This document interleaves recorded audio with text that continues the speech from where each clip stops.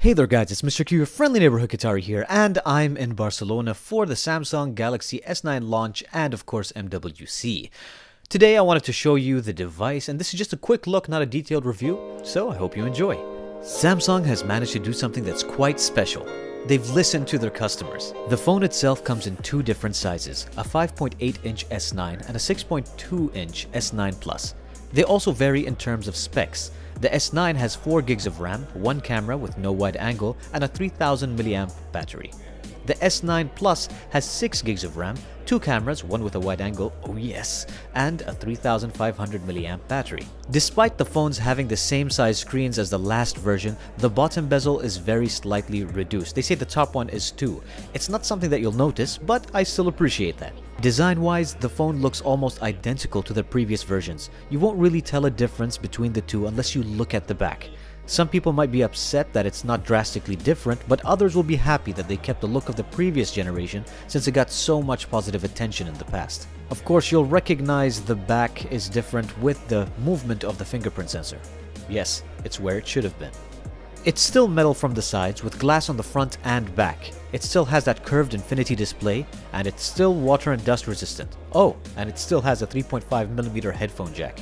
Something that a lot of companies are getting rid of in 2018, by the way. So what's different? Let's start with the camera. Set at 12 megapixels, it now has dual aperture, one set at 2.4 and the other at 1.5. This is important for people who want to take pictures in low light. It'll ensure that you have less noise in your photos. The second thing it does to reduce noise is, and up to 30% by the way, that's what Samsung says, is it takes 12 photos in rapid succession and then merges them together. That's pretty cool. Can't wait to try it.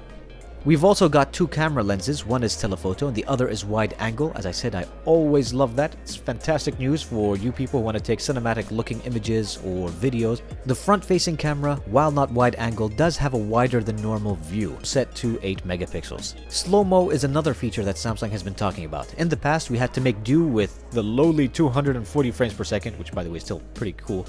But now the S9 can reach up to 960 frames per second. It takes 0.2 seconds of motion, then stretches it out to 6 seconds, and that gives you that buttery smooth animation. That's pretty cool. They've also managed to make it easy to record. When a moving subject is detected in the center and between the box, it'll start recording. I know that when I was using other devices that it was a little bit difficult because you had to time yourself perfectly and then you have to do the shot like 3, 4, 5 times. So it's cool that they've done this. They've made our lives easier.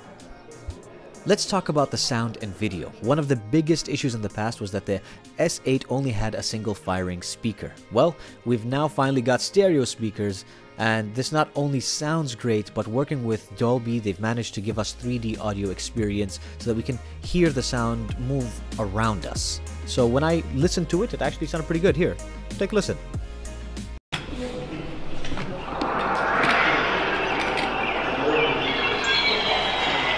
Security is something that we have desperately wanted to see an improvement on.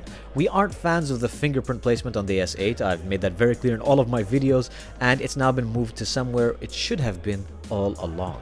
Now, we also had issues with the iris scanner. You know, the little iris scanner that goes like in that dark mode where you had to hold it in front of you and you had to tilt the phone up and down just so you can unlock it.